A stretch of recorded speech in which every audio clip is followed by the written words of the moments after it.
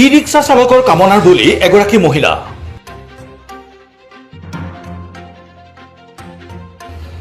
যাত্ৰাপথত কোনো নথকাৰ সুযোগ গ্ৰহণ কৰি লুটিলে মহিলাৰ সতীত্ব। ই ৰিক্সাত উঠোতে সতৰ্ক হওক আপুনিও, অন্যথা ভয়াৱহ বিপদ নামি আহিব পাৰে আপোনাৰ জীৱনলৈও।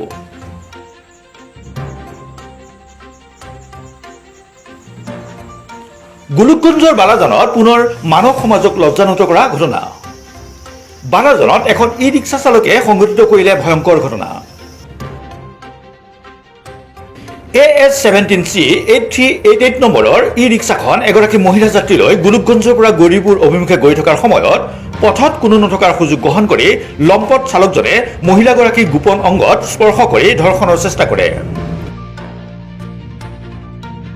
পিছত মহিলাগৰাকীয়ে চিঞৰ বাখৰ কৰাৰ ফলত স্থানীয় ৰাইজ গোট খাই লম্পট চালকজনক আটক কৰে। পিছত ঘটনাস্থলীত বালাজান আৰক্ষী উপস্থিত হৈ চালকজনক আটক কৰি গৌৰীপুৰ থানালৈ লৈ যায়।